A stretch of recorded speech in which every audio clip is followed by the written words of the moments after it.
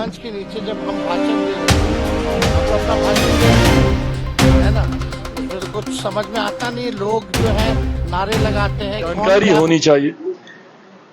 अंत में एक गंभीर विषय की मैं जरूर चर्चा करूंगा, जो मेरे लिए बहुत पीड़ादायक रहा है, जो मेरे लिए बहुत ज्यादा दुखी करने वाला विषय रहा। राजनीति में कई बार हम लोगों ने कई तरीके के आरोप प्रत्यारोप झेले हैं और झेलेंगे भी। मैं हमेशा से राजनीति में शब्दों की मर्यादा का पक्षधर रहा हूं। मेरे लिए मैं मानता हूं कि कड़े से कड़ा विरोध भी मर्यादित शब्दों में रहकर किया जा सकता है। आपको कड़े से कड़ा विरोध दर्ज कराना है भारतीय भाषा में, और मैं हर भाषा का जिक्र कर रहा हूं, हिंदी हो, भोजपुरी हो, मैथिली हो, तमिल हो, कन्नड़ हो, मलयालम, पंजाबी, हर भाषा में आपके पास ये विकल्प है कि आप मर्यादित भाषा का शब्दों का इस्तेमाल करके आप अपनी बातों को रख सकते हैं। ऐसे में सभ्य समाज में गाली गलौज की कहीं पर भी कोई गुंजाइश नहीं है। सभ्य समाज में गाली गलौज का इस्तेमाल करना कतई उचित नहीं, और वो भी ऐसे लोगों के लिए जो कि सार्वजनिक जीवन में भी नहीं है, जो कि राजनीतिक जीवन में नहीं है। एक बार के लिए अगर मुझे कोई गाली दे रहा है, मैं मानूंगा, मैं हूं राजनीतिक जीवन में, और वही बिहारी ही हैं जो दे भी रहे हैं मेरे सर आंखों पर, मुझे कोई दिक्कत नहीं। पर हाँ, कोई मेरे परिवार को गाली देगा, ये मुझे नहीं लगता कि कोई भी पारिवारिक व्यक्ति इस बात को बर्दाश्त करे। हम सब परिवार से आते हैं, हमारे घर में सबकी माएँ हैं, सबकी बहनें हैं, अपनी मुंह बोली जो भी हम सब कहीं ना कहीं महिलाओं के आसपास पले बढ़े हैं।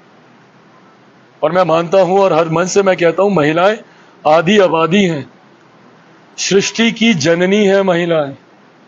महिलाएं ना हो तो ये सृष्टि रुक जाएगी, थम जाएगी। पर कुछ राजनीतिक दलों की आदत बन गई है महिलाओं को अपमानित करना। 90 का वो दशक भी हम लोगों ने देखा, और अब मैं नाम लेके बोल रहा हूं, मैं राष्ट्रीय जनता दल की बात कर रहा हूं। इन लोग की आदत बन गई है महिलाओं को अपमानित करना, मां बहन बेटियों को अपमानित करना। और यही कारण रहा कि 90 के दशक में जो पलायन हुआ, लोगों ने अपने इज्जत, अपने स्वाभिमान को बचाने के लिए लोगों को बिहार छोड़कर जाना पड़ा। और आज भी वही शैली देखने को मिलती है, उसी तरीके की भाषा का इस्तेमाल किया जाता है, उसी शब्दावली का इस्तेमाल किया जाता है। और जिस तरीके से मां बहन को गाली दी जाती है, और वो भी तब जब उनके दल के सबसे बड़े नेता उस मंच पे मौजूद रहते हैं। तकलीफ मुझे इस बात की भी है कि उस मंच पे मेरा छोटा भाई तेजस्वी मौजूद थे। मां सिर्फ वो मेरी ही नहीं, उनकी भी है। जो पारिवारिक रिश्ता है, मेरे ऊपर तो कई बार आरोप भी लगते हैं इसी बात के कि मैं लालू परिवार से मैं बहुत ज्यादा पारिवारिक रिश्ते निभाता हूं।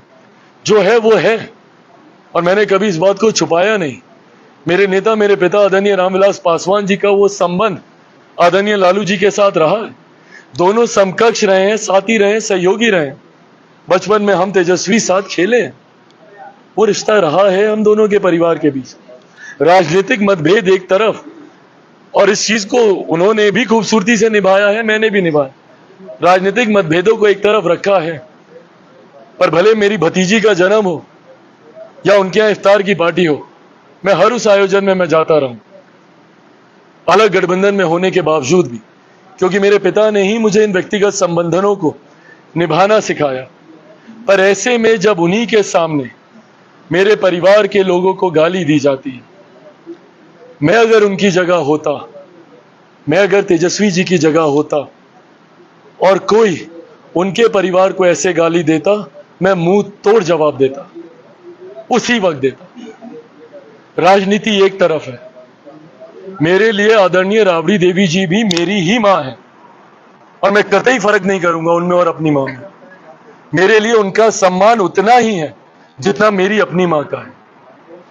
मेरे लिए मीसा दी हो या मेरी तमाम और बहनें उनके परिवार की, उनके लिए वही सम्मान है जो मेरा मेरी अपनी बहनों के लिए। राजनीतिक लड़ाई में राजनीतिक मंच पे लड़ूंगा और डट कर लड़ूंगा, पर अगर मेरे सामने कोई मेरी मां राबड़ी देवी जी को ऐसा बोलता, मैं मुंह तोड़ जवाब देता हूं। पर उसके बावजूद वो वहां पर खड़े रहे, सुनते रहे, एक शब्द उन्होंने बोलना जरूरी नहीं समझा। तो ये याद दिलाता है उसी दौर की, जिस दौर की याद लोगों को ना आए। मेरे छोटे भाई ने अपने पिता की तस्वीर हटा दी थी 2020 के चुनाव में। लोगों को जंगल राज की याद ना आए, उन्होंने तमाम बैनर पोस्टर होर्डिंग से अपने ही पिता की तस्वीर हटा दी थी। क्यों? क्योंकि वो एक नई छवि बनाना चाहते थे। पर अफसोस, मेरा छोटा भाई कभी ऐसे नई छवि नहीं बना पाएंगे। अगर उन्हीं के सामने बहन बेटियों को इस तरीके से अपमानित किया जाएगा। और ताज्जुब होता है मुझे उनकी पार्टी की प्रत्याशी को लेकर। आप भी महिला हैं। कुछ दिनों पहले उनके कुछ वीडियोस मेरे पास आए, मेरे पार्टी के लोग यहां बैठे हैं, एक शब्द मैंने नहीं बोला उसके ऊपर। वो उनकी पर्सनल, और मैं अभी भी मैं कहता हूं, वो उनकी व्यक्तिगत जिंदगी है, जो करना है स्वतंत्र है और व्यक्ति। पर ऐसे में जब वो उस मंच पर खड़ी हैं, भाई आप भी किसी की बेटी हैं, आप भी किसी की बहन होंगी, आपके घर में भी लक्ष्मी होगी या लक्ष्मी आएगी या परिवार में होगी। ऐसे में आपके सामने एक महिला को बेइज्जत किया जा रहा है और आप खामोशी से सुन रही हैं। मुझे बताइए, जमुई की जब हम भाषण दे रहे थे तब हम तो अपना भाषण दे रहे हैं, है ना, उसमें तो कुछ समझ में आता नहीं। लोग जो है नारे लगाते हैं, कौन क्या बोल रहा, कोई अपने वीडियो बना करके डाला है उसमें। हमको लगता है कि इस बात को जो है सब लोग समझते हैं कि क्या है नहीं है। हम लोगों को भी कई लोग ऐसी गालियां देते होंगे। बात जो है बतंगर इसका नाम बनाया जाए तो ज्यादा अच्छा। आप लोग सब लोग जानते हैं, अगर ऐसी कोई बात होती है तो ये चीज टॉलरेट नहीं की जाती है, पहली बात, है ना। हमको इसकी कोई जानकारी नहीं है। उन्होंने प्रेस कॉन्फ्रेंस किया और एक वीडियो डाला है जो जनता के बीच, मतलब मंच के नीचे जब हम भाषण दे रहे थे तब हम तो अपना भाषण दे रहे हैं, है ना, उसमें तो कुछ समझ में आता नहीं। लोग जो है नारे लगाते हैं, कौन क्या बोल रहा, कोई अपने वीडियो बना करके डाला है उसमें। तो ऐसी बात जो है, हमको लगता है कि इस बात को जो है सब लोग समझते हैं कि क्या है नहीं है। हम लोगों को भी कई लोग ऐसी गालियां देते होंगे पब्लिक में, वहां नीचे बैठ करके कौन वीडियो बना रहा, कौन क्या बोल रहा है, नीचे से ऊपर थोड़ी सुनाई दे रहा है। लेकिन बात जो है बतंगर इसका नाम बनाया जाए तो ज्यादा अच्छा। राहुल गांधी भी बिहार आ रहे हैं 20 तारीख को पूर्णिया में जनसभा। हो गया भाई। राहुल गांधी भी बिहार आ रहे हैं सेकंड फेज के चुनाव में, क्या कहेंगे? अरे चुनाव है तो सब लोग आएंगे, और आएंगे तो अपने लोगों के लिए प्रचार तो करेंगे और पूरे देश भर में करेंगे। कल 4 सीटों पर मतदान होने वाले हैं, क्या कहेंगे? देखिए, चारों सीटों पर लगभग हमने 40 जो है सभाएं की है। हम लोग ग्राउंड पे ब्लॉक जा करके सारी रिपोर्टिंग ले रहे हैं। हम लोग चारों सीट जो है फर्स्ट फेज का हैवी मार्जिन से, बहुत बड़े मार्जिन से चारों सीट जीतने जा रहे हैं। प्रवासी मजदूर को आतंकवादियों ने ढेर कर दिया तेजस्वी जी, इसमें क्या बोलिएगा? नहीं, दुखद बात है ये हुई है, तो उसमें प्रशासन को देखना है कि भाई ऐसी घटनाएं क्यों हो रही है। और प्रवासी जो मजदूर है उनके लिए भी जो है आर्थिक सहयोग जो है लोगों को करना चाहिए।